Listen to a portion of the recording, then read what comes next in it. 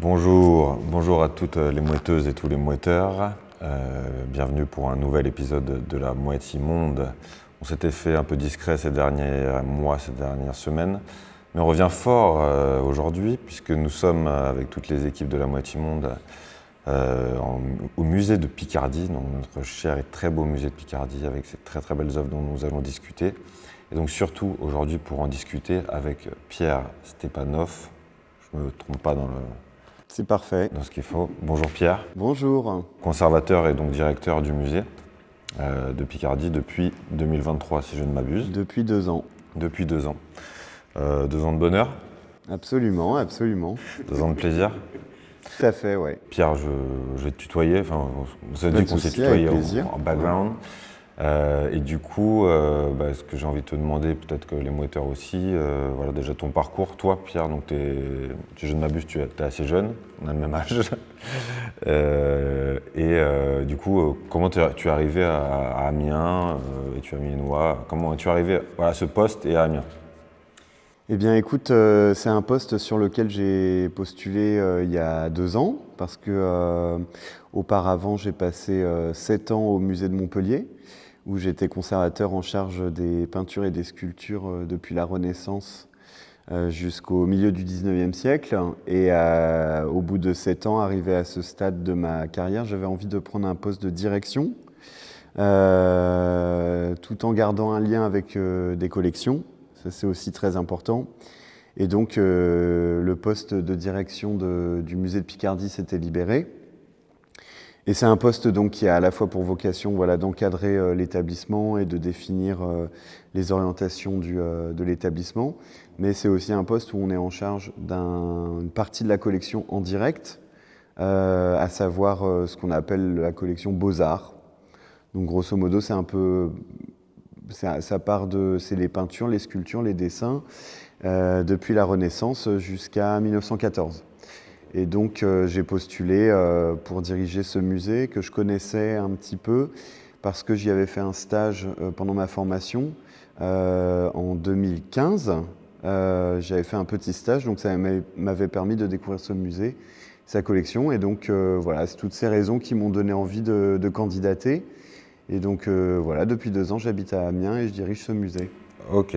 Et donc j'imagine que quand tu postules, c'est via comment dire, de manière intra, quoi. C'est pas, tu postules pas sur Indeed, conservateur du musée, poste ouvert, c'est... C'est quand même un petit peu ça, parce que alors, pour candidater, en général, il faut quand même avoir le concours de conservateur. Mais par contre, après, les collectivités, les mairies, les métropoles, elles publient en fait... Un peu partout. Elles publient des postes en fait, et donc des postes de direction avec des critères. Ouais. Mais c'est des postes qui sont ouverts et donc tu te tiens à l'affût. J'imagine, Des postes qui vont sortir, même si dans notre réseau on discute souvent de tel ou tel mouvement de collègues et donc de postes qui se libèrent. Et donc voilà comment j'ai candidaté. Ouais. Ok.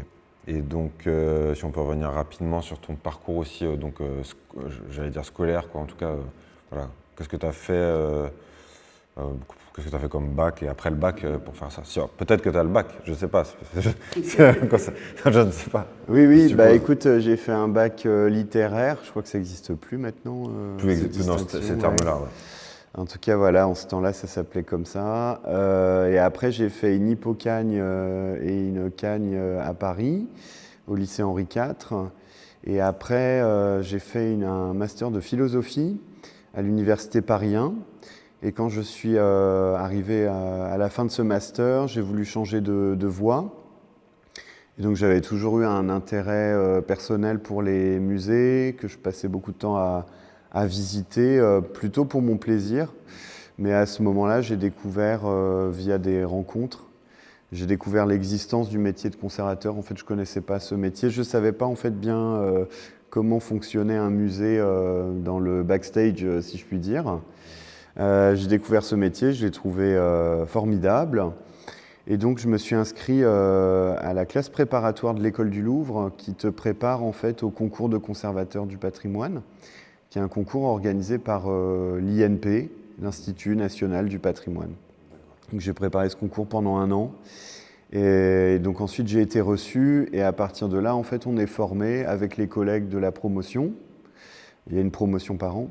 On est formé pendant 1 an et demi au métier de conservateur. Voilà, dans une très belle institution qui se trouve à côté du Palais Royal à Paris, Galerie Vivienne. Ouais, c'est super. Et la moitié du temps est occupée en cours et l'autre moitié du temps est occupée en stage. Donc j'ai fait un stage au musée de Nancy, au musée d'Amiens, un stage aussi à l'étranger au musée de Boston.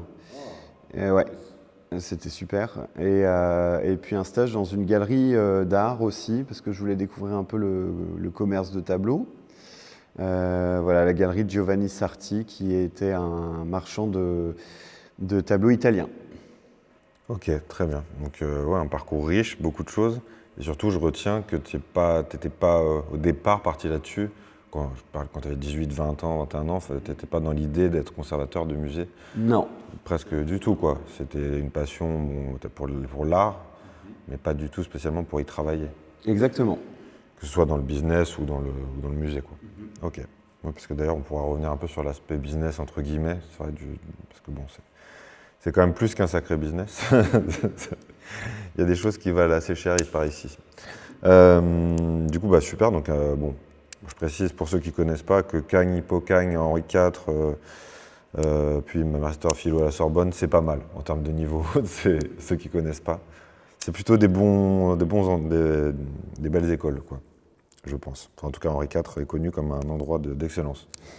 Merci. Je le dis avec ce que je connais. Donc, arrivé ici à l'histoire, donc, dans ce fameux musée de Picardie, qui est quand même, pour ceux qui ne connaissent pas, qui ne sont pas d'Amiens, est un très très beau musée, voilà, où il y a beaucoup d'œuvres qui sont venues et qui sont toujours. Et donc, je voudrais revenir un petit peu sur l'histoire de ce musée qui est particulière, ensemble, donc, qui date du 19e siècle, sa construction sous Napoléon III. Et il a une particularité quand même un petit peu unique, pour le coup, c'est le fait d'avoir été, si je ne me trompe, construit uniquement pour être... C'est le premier à avoir été construit, en vue d'être un musée, tout simplement, de toute l'histoire de France. Tout à fait, c'est le musée, c'est un peu le premier musée modèle. Ouais. C'est-à-dire que dans l'histoire, auparavant, les musées étaient souvent, et ils le sont encore aujourd'hui parfois, logés dans des bâtiments dont la fonction première n'était pas muséale. Par exemple, le musée du Louvre, à la base, c'est le Palais des Rois de France. Exactement. Le musée d'Orsay, à la base, c'est une gare. Donc voilà, 2 exemples très fameux qui l'illustrent. Et donc, arrivé au milieu du 19e siècle, effectivement, des citoyens de la ville d'Amiens ont voulu doter leur ville et pour accueillir leur collection d'un bâtiment moderne. Et donc, il a fallu inventer ce modèle selon les besoins bâtimentaires qu'on a pour exposer des œuvres. Ok, donc là on est, si on veut un peu parler de date, c'est en 1855 que ça commence à se construire. Et la pose de la première pierre. Première pierre, et c'est ouvert au public, à peu près 1870, 67 ? En 63, c'est déjà un peu ouvert. Et l'ouverture complète, c'est en 1867. Ok. Et il faut, donc je précise pour les auditeurs de la Mouette, ils connaissent qu'on ne fait jamais les choses au hasard, donc on s'était rencontrés un petit peu avant, donc on a discuté de 2-3 choses. Et tu me disais que beaucoup d'œuvres, donc avant, donc là, je répète, 1855, construction du musée, donc sous Napoléon III, mais déjà sous Napoléon Bonaparte, en fait, la ville d'Amiens a accueilli beaucoup d'œuvres, notamment de très très belles œuvres, parce qu'en fait, à Paris, le Louvre explosait. Oui. C'est ça, sous Bonaparte. Et donc en fait, à Amiens, donc pas dans le musée dans lequel on est actuellement, mais dans plusieurs endroits, notamment l'hôtel de ville ou d'autres endroits dont je n'ai pas connaissance, la ville d'Amiens avait récupéré beaucoup d'œuvres, c'est ça ? Oui, tout à fait. En fait, c'est justement parce qu'on commençait à accumuler beaucoup de collections qu'on a construit ce bâtiment moderne. Et dès qu'il a été construit, il a tout de suite été rempli et peut-être même presque saturé dès le début, comme ça arrive souvent. Mais c'est vrai que le phénomène musée, il commence en France et à Amiens sous la Révolution. Et il y a un épisode important tout à fait sous le Consulat, en 1802. Lors de la signature de la paix d'Amiens avec l'Angleterre ici dans qui a notre duré ville. 1 an, je crois. Oui, c'est une paix éphémère avec l'Angleterre. En ce temps-là, la paix, C'était rare. ça ne dure jamais très longtemps. Napoléon plus anglais, ouais, ça donnait pas grande paix. Et donc, en fait, on a organisé en fait, ce congrès de paix où il y avait des négociations, etc., dans les salons de l'hôtel de ville d'Amiens. Et donc, il fallait les décorer. Et le gouvernement a envoyé des tableaux qui faisaient partie des collections nationales, des collections de l'État, et qui, pour certains d'entre eux, étaient issus des saisies au temps de la Révolution française. Par exemple, des tableaux qui avaient été pris au château de Versailles, les chasses de Louis XV, mais aussi des tableaux qui venaient de l'étranger, qui étaient issus des conquêtes napoléoniennes et des conquêtes des guerres de la Révolution. Et on a pris beaucoup d'œuvres en ce temps-là. Et ces tableaux ont été envoyés dans l'hôtel de ville pour le décorer. Et à la fin du congrès, les Amiénois, les édiles ont demandé si ces tableaux ne pourraient pas rester à disposition des Amiénois. Et ça a été un premier embryon de musée, effectivement. Ok, donc beaucoup de grosses œuvres. Et par exemple, est-ce qu'il y a encore des œuvres qui datent justement qui avaient été transposées pendant la paix d'Amiens, qui sont encore dans le musée là? Absolument. Par exemple, juste derrière la Simesse devant laquelle on se trouve, de l'autre côté, il y a un magnifique tableau de Louis de Boulogne. C'est un peintre du temps de Louis XIV qui représente Auguste qui fait fermer les portes du temple de Janus à Rome. Et ça, c'est un symbole de paix, parce qu'à Rome, en temps de guerre, les portes de ce temple étaient ouvertes, et en temps de paix, on les fermait. Et donc, on a envoyé des tableaux qui racontent des histoires en rapport avec la paix, pour la paix d'Amiens. Ouais, logique. Donc, on avait bien choisi l'iconographie des tableaux pour un peu encourager les ambassadeurs à signer cette paix, et ce tableau est toujours dans nos collections. Ok, donc il y en a plusieurs qui datent vraiment depuis très longtemps. Tout à fait. Ok, donc non, franchement c'est magnifique, je le dirai plusieurs fois pendant cette interview, mais le musée d'Amiens est très riche, hein. On ne le sait pas forcément si on n'est pas d'Amiens. Il y a beaucoup d'œuvres qui viennent, pas forcément de loin, mais en tout cas de toute la France. Je pense qu'il y en a justement, il y a beaucoup d'œuvres, ça me fait penser à des questions qui viennent comme ça, mais oui. Au niveau international, comment on pourrait situer, est-ce qu'il y a un gros pourcentage d'œuvres qui viennent et repartent internationalement? Oui, tout à fait. Alors, par exemple, tous les tableaux qui nous entourent, là, c'est des tableaux des Flandres et des Pays-Bas. Ah, ok. Donc, c'est vraiment les écoles du Nord.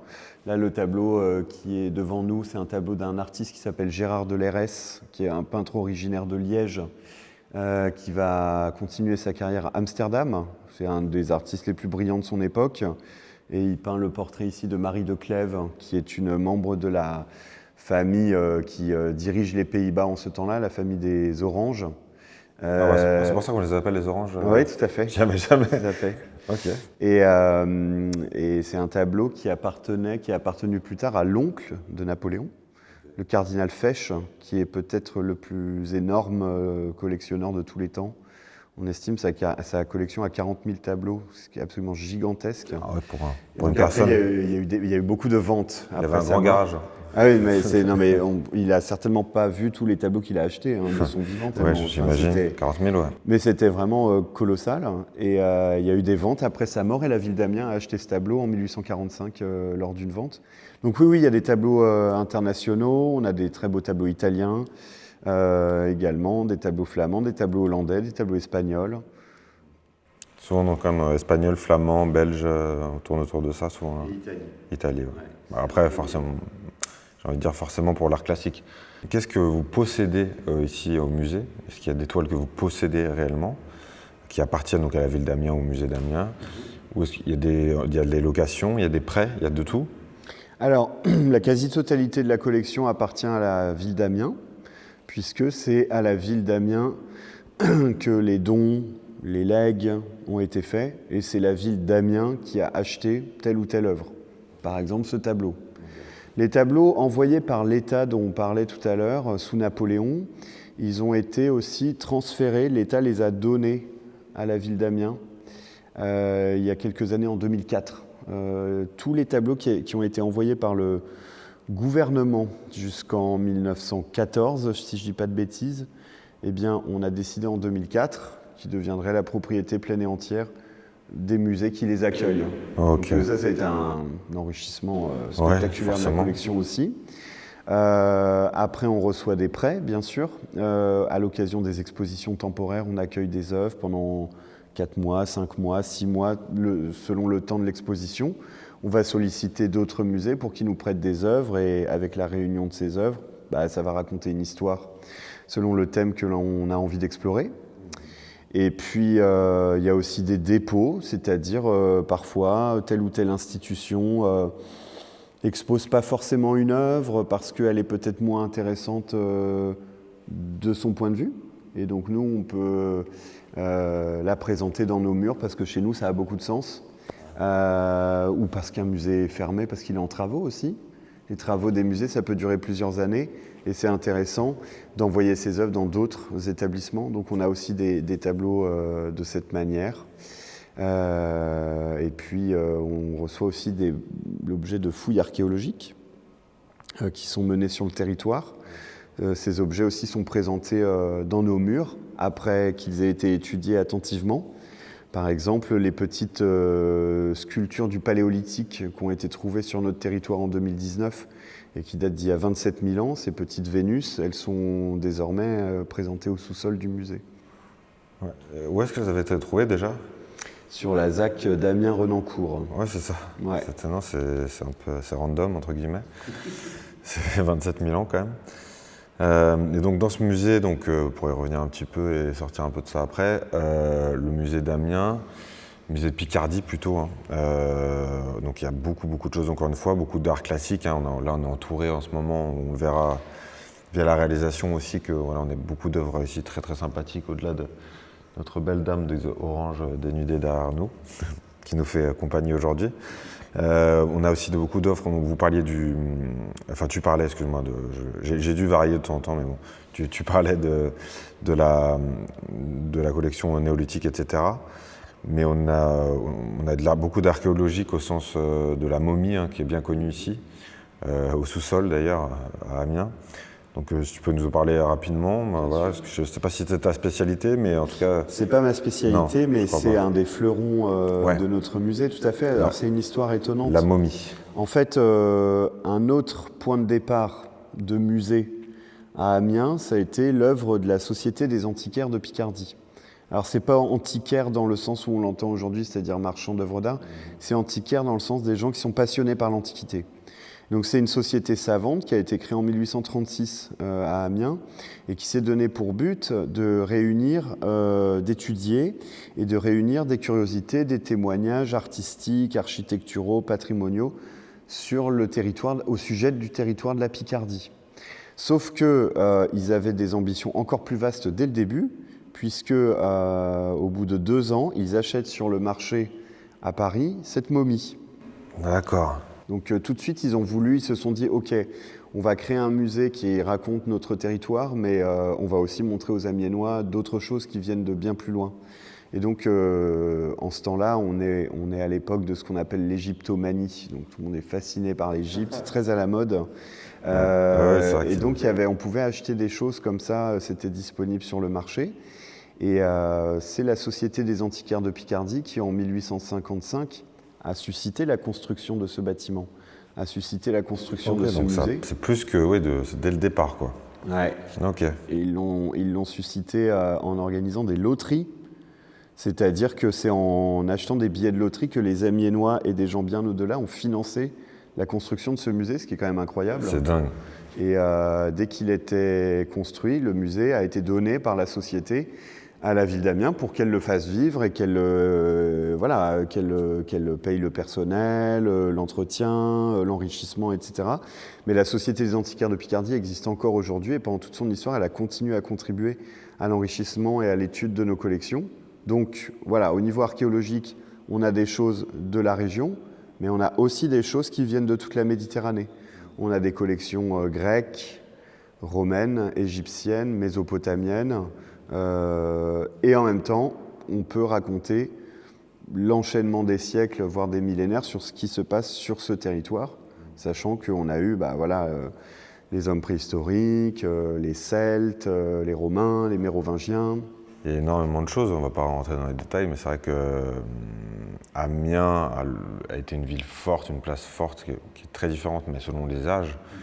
C'est vrai que depuis, c'est pas moi l'expert justement, mais depuis l'Antiquité, c'était une grande place de commerce vers l'Angleterre, etc., notamment vers le nord, les Flandres, etc., pendant la période romaine, l'apogée romaine. Pendant le Moyen-Âge, il y avait aussi beaucoup de choses, d'où notre fameuse cathédrale et d'autres, notre beffroi, etc., font le rappel. Et puis jusqu'au XVIIe, XVIIIe, XIXe siècle aussi, ça a été une place forte, et on témoigne aussi encore de très beaux bâtiments, comme la préfecture ou qui est juste en face, le musée en lui-même. Il y a plein de beaux, toutes nos églises. Amiens, c'est une ville pour le coup qui est riche en histoire, c'est une petite ville entre guillemets où il y a beaucoup de choses. On sent qu'il y a une grosse histoire. Et on sent que c'est une ville riche en fait. Plutôt même, j'ai envie de dire, jusqu'au XXe siècle, où c'est devenu une ville un peu plus populaire, mais que ça a été quand même une ville assez riche sur plein de niveaux. Tout à fait. Donc du coup, pour un musée, c'est pas mal, parce que ça permet de recueillir tout ce passé. Ouais. Donc voilà. Donc je voulais un petit peu parler de la momie, mais je sais pas s'il y a tant de choses à dire. Enfin, il y a plein de choses à dire là-dessus, mais voilà, cette fameuse momie, d'où elle vient. Écoute, Non, elle vient d'Égypte. C'est une dame qui avait une quarantaine d'années. On connaît son nom. Elle s'appelait Sedjemengaou. Et donc, elle est issue d'une classe. C'est pas forcément la très haute noblesse. C'était un phénomène un peu démocratisé quand même, la momification dans la société égyptienne. Et puis ensuite, donc, elle s'est retrouvée. 2000 ans, enfin 2500 ans, je crois, ouais. Après sa mort, elle s'est retrouvée sur le marché de l'art à Paris et achetée par notre Société des Antiquaires. Et maintenant, ça fera bientôt 2 siècles qu'elle est à Amiens. 2500 ans, donc elle date de moins 5 siècles avant Jésus-Christ. Moins 500, ouais. Donc c'est plutôt vers entre guillemets, la fin de l'Égypte plutôt. Enfin, pas trop, à 500 ans près. C'est une histoire longue, l'Égypte. Ouais, c'est long, c'est quelque chose. Ok, mais en tout cas, voilà, fleuron d'ici, mais voilà, il faut aller au sous-sol si vous voulez voir notre momie. Sinon, vous avez beaucoup de pièces. Là, nous sommes en ce moment en train d'enregistrer dans quelle pièce exactement ? On est dans la galerie Dufour. Galerie Dufour. Dans laquelle on présente... c'est un peu le début du parcours Beaux-Arts. Et donc, on présente... les peintures et quelques sculptures du XVIe et du XVIIe siècle, voilà, en faisant se succéder les écoles. Donc derrière cette simèse, on a la peinture française et italienne du XVIIe siècle, et autour de nous, on a la peinture flamande et hollandaise du XVIIe siècle également. Et cette galerie, elle s'appelle Dufour, en hommage à Charles Dufour, qui était un membre de la Société des Antiquaires de Picardie, qui s'est donné énormément de mal pour organiser ces loteries et pour construire ce bâtiment. Ah ok, d'accord. Beaucoup d'hommages à... On voit son nom là. Je le vois, juste qui trône au-dessus de nous, Galerie Charles Dufour. Très bien. En tout cas, il y a comme beaucoup de musées, mais c'est vrai que c'est dense, hein, il y a énormément de tableaux. Ça fait penser à Versailles, à certaines pièces de Versailles, pour le coup. Est-ce que vous avez encore d'ailleurs des pièces du château de Versailles Oui, tout à fait. Alors juste derrière la caméra, il y a un cycle extraordinaire qui est le cycle des chasses de Louis XV. C'est un cycle décoratif. En fait, les rois de France ont toujours été passionnés de chasse. C'est la grande pratique royale par laquelle le roi montre sa valeur, sa force et sa maîtrise de la nature, donc de son royaume.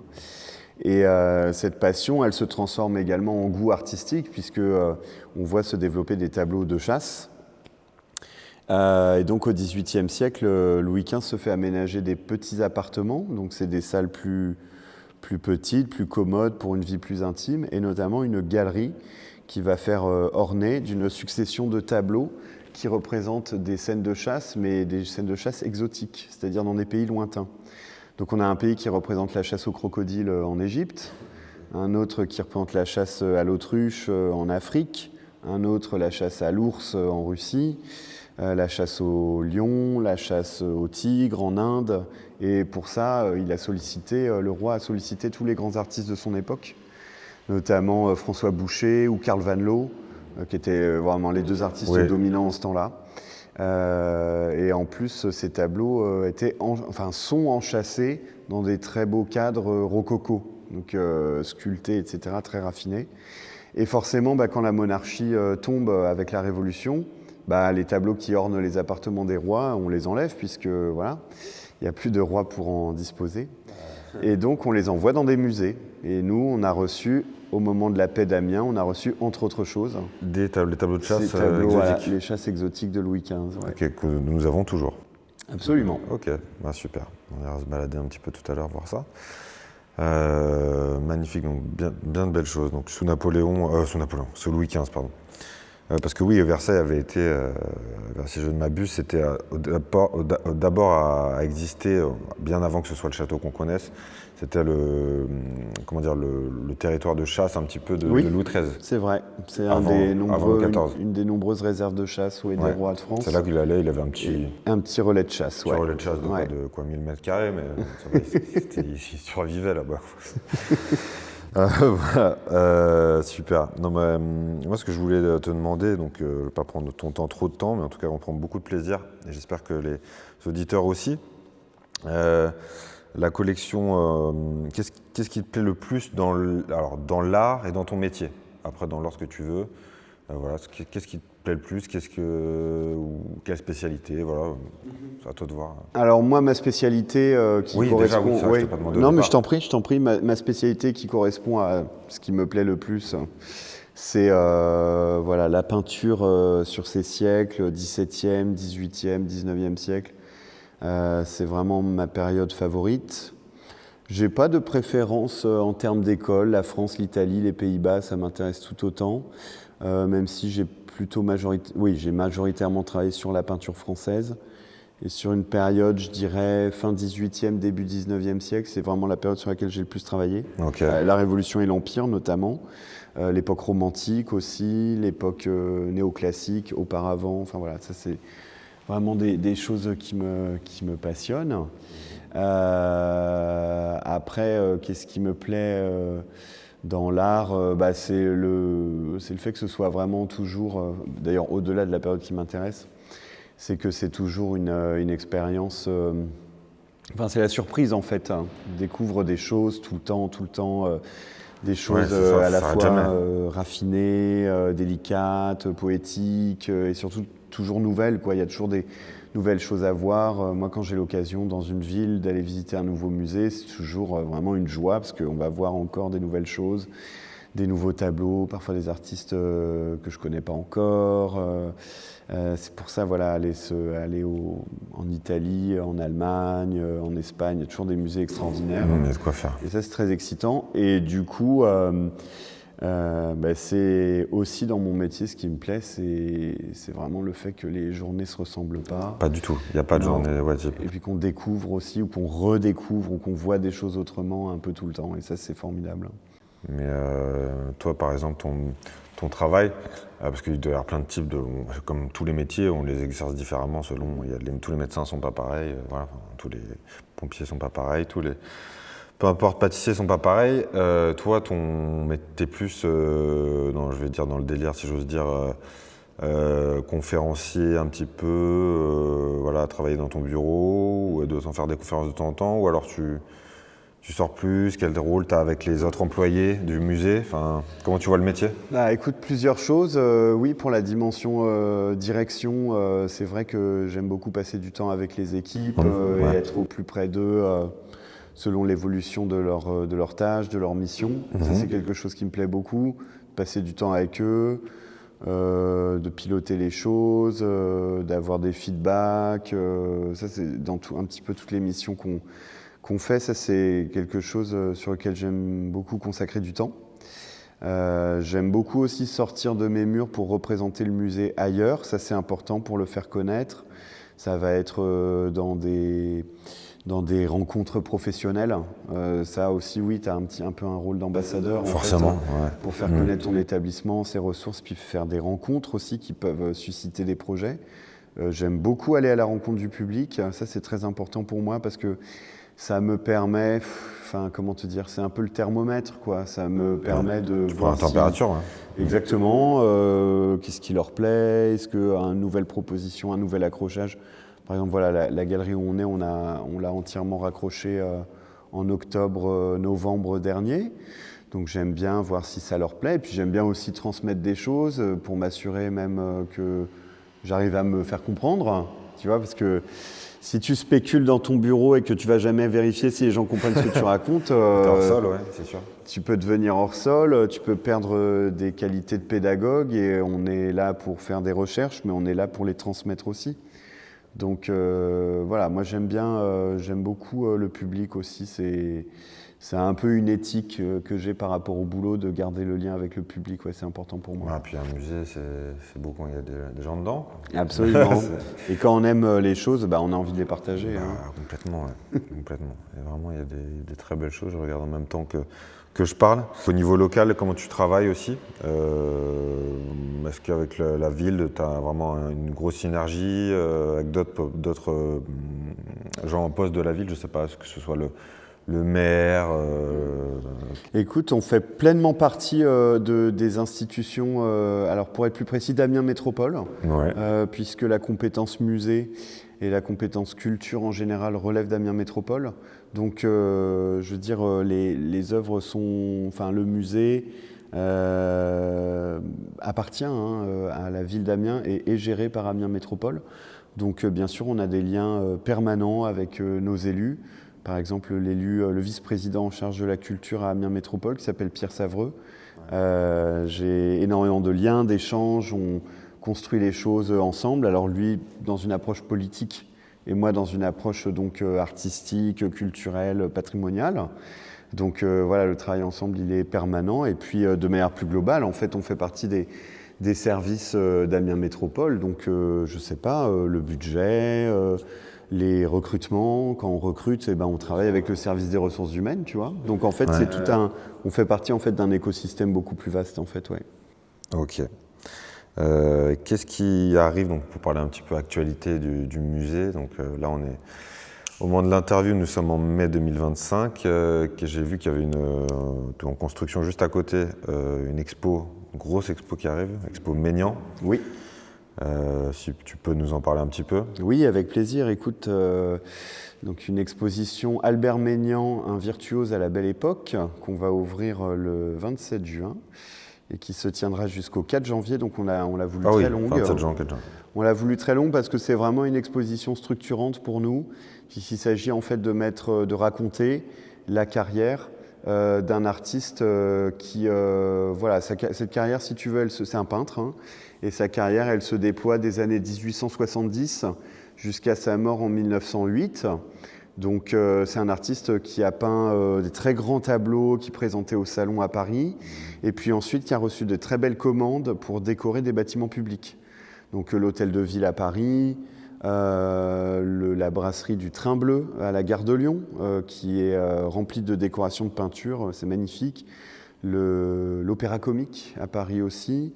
Il a peint des églises, il a donné des cartons pour des vitraux. Ouais. Il a donné des cartons pour des tapisseries réalisées au Gobelin qu'on peut voir aujourd'hui au Sénat à Paris. Donc voilà, une super carrière. Du lourd, ouais. Et en fait, cet artiste, c'est pas mal, hein. ouais, et cet artiste, en fait, il avait forgé des liens avec le musée d'Amiens, musée justement moderne, grand palais des arts, etc. Il a été séduit par cette institution. Il n'est pas amiénois et puis il mène toute sa carrière à Paris, mais il avait été séduit par ce musée dans lequel un de ses plus grands tableaux que les Amiénois connaissent peut-être, Les Voies du Tocsin, qui est une gigantesque toile restaurée il y a une décennie. Ce tableau avait été envoyé par le gouvernement, donc il découvre Amiens à ce moment-là, et donc il décide à la fin de sa vie de léguer son fonds d'atelier à ce musée. Son fonds d'atelier, ça veut dire tous ses dessins qu'il a fait pendant toute sa vie pour préparer ses tableaux, ses esquisses, des tableaux qu'il a fait plus intimes pour lui, pour son plaisir. Ça représente des centaines et des centaines de tableaux et des centaines de dessins, c'est énorme. C'est un gros travailleur. Ouais. et donc il nous a paru très important de faire une exposition rétrospective complète sur cet artiste. Et donc on va présenter énormément de choses de notre fonds, beaucoup d'œuvres qu'on a restaurées pour l'exposition, il y en a 70 qu'on a restaurées pour l'expo, et en même temps on va aussi emprunter des œuvres de Maignan qui se trouvent dans des musées en France. Donc parmi nos prêteurs, on a le musée d'Orsay, le musée de Rouen, de Reims, de Lyon, du Havre, de Saint-Étienne, d'Angers. Ouais, ça tire de Donc, partout. voilà. Tout le monde, là pour le coup, tout le monde lègue, tout le monde prête, pardon. Ouais, tout à fait. Les prêteurs ont vraiment joué le jeu, c'est super. Et l'exposition va être spectaculaire. 350 œuvres vont être montrées, depuis des tableaux petits comme ça jusqu'à des tableaux de 4 mètres de haut. Donc ça va être très divers et je l'espère, ça va plaire. Bah, génial. Bah, nous, en tout cas, on sera là avec les équipes de la Mouette pour le coup, complètement. Donc j'ai 1000 questions à te poser, mais malheureusement, on est pris un peu par le temps. J'en aurais 1000 autres, sur plein de choses. Si tu avais un artiste, juste, je sais, ça, la question est pourrie. Mais je la pose quand même. Si tu avais un artiste vraiment que toi tu sors ton artiste pépite sur on a ton coup de cœur, c'est comme un peu dans le, je sais pas, dans le football ou dans le sport, parfois on a un joueur favori de tout. Est-ce que tu as si tu devais vraiment sortir un sous la torture? Et écoute, je dirais Guido Cagnacci. Guido Cagnacci, ok. Ouais, peu connu, sublime artiste italien du XVIIe siècle. 17e. Formé à Bologne. C'est un peintre qui donne une dimension très sensuelle à ses tableaux, qui représentent des héroïnes, Cléopâtre, ou des saintes, ou des figures allégoriques. C'est un peintre extrêmement séduisant. Assez sombre aussi, il y a toujours quelque chose d'un peu mystérieux. Et nous, au musée de Picardie, on a un tableau de lui qui est très beau, qui représente une allégorie de la vanité. C'est un tableau extrêmement poétique et j'invite les visiteurs à venir le voir. Et c'est vrai qu'un de mes rêves, ce serait de consacrer une exposition à ce peintre ici, et puisqu'il n'y a jamais eu d'exposition sur lui en France. Ok, donc c'est beaucoup en Italie? En Italie, aux États-Unis aussi. Et à Vienne, parce qu'il a fini sa carrière à Vienne. Ok, d'accord, très bien. Donc, tu peux nous rappeler son nom une dernière fois? Guido Cagnacci. Cagnacci. C'est pas un milieu de terrain de l'AS Rome, c'est un très grand peintre. Justement, je voulais juste finir, c'était pour une blague là-dessus. Justement, sur autre chose, donc au-delà de l'art, on voit bien que c'est une passion de 400%. Qu'est-ce que toi, dans ta vie, je te demande pas de connaître spécialement ta vie, mais je veux dire en termes de passion, hobby, qu'est-ce qui te plaît au-delà de ça? Ou il y a peut-être d'autres formes d'art que tu peux aimer? Écoute, moi ce que j'adore, mais c'est parce que ça marche bien avec l'art, j'adore faire des balades ou des voyages qui permettent de conjuguer un peu la découverte et le patrimoine et la cuisine. Ça, c'est sympa. Tu aimes bien manger? Ouais, j'aime bien, ouais. Et tu peux prendre ta voiture et aller te balader, même en Picardie, aller visiter des églises magnifiques, voir des tableaux incroyables dedans, et puis après trouver une bonne table. C'est clair. Tu peux faire ça en sortant de ta ville ou à l'autre bout du monde. Voilà, ce genre de choses, moi, j'adore. T'as pas mal voyagé? Pardon? Tu as pas mal voyagé, pardon? Un petit peu, pas autant que je l'aurais voulu, mais un petit peu. Ouais, j'ai été pas mal aux États-Unis grâce au travail et ça m'a permis de visiter beaucoup de musées extraordinaires. Ouais, et ça, j'ai adoré, j'adore ça. Ouais. Tu as fait comment on appelle ça, je vais gratiner des noms, le MoMA à New York? Oui. Donc là, eux, ils ont à peu près. Ah oui, c'est les plus grosses œuvres. épatant. Et le Metropolitan Museum. Metropolitan aussi, ouais. Exact. Puis il y a aussi celui que j'ai fait en Espagne, qui est l'un des plus connus du monde. Le Prado. Le Prado. Incroyable. Voilà. Incroyable, fantastique. Et puis après, aller manger du bon jambon en sortant du musée, voilà. Pour moi, c'est le top, si tu veux. Pour le coup, je te disais la dernière fois, j'avais un peu dérapé en préparant l'émission, j'avais dit, il y a Dos et Tres de Mayo de David, je crois qu'il est plutôt... De Goya. De Goya, oh là là là là, oui, la mouette n'est pas du tout au niveau, mais... Ouais. Il est au Prado. Il est au Prado, on est d'accord, il n'est pas au musée d'Amiens. Ah non, c'est une des... Mais il est fou, ce tableau, incroyable. Je l'ai vu, ça fait... C'est une icône. Tu le vois 1000 fois quand tu es en CM2 sur ton livre d'histoire, mais là, quand tu le vois en vrai... Ah oui, c'est un tableau poignant, ouais. Impressionnante. Donc, écoute, Pierre, on a 1000 autres questions, et puis de toute façon, peut-être qu'on reviendra vers toi, comme ça, pour d'autres questions subsidiaires que les mouetteuses ou les mouetteurs auront. En tout cas, on te remercie beaucoup pour ton temps. Avec plaisir. Voilà, j'espère que ça a été pour toi. Super, et merci à vous d'être venu. Non, franchement, c'est vraiment très plaisant et ça change un peu de ce qu'on faisait d'habitude. Voilà, on avait fait le sport avec Jérémy Stravus, on avait fait avec le père Régis de la cathédrale d'Amiens, maintenant avec Pierre. Que des beaux endroits, que des belles personnes d'Amiens qui nous rendent fiers. Et on continuera toujours. Voilà. Donc merci beaucoup Pierre. Merci à toi. Et à très bientôt. Et à très bientôt à tous les auditeurs de La Mouette Immonde. À bientôt.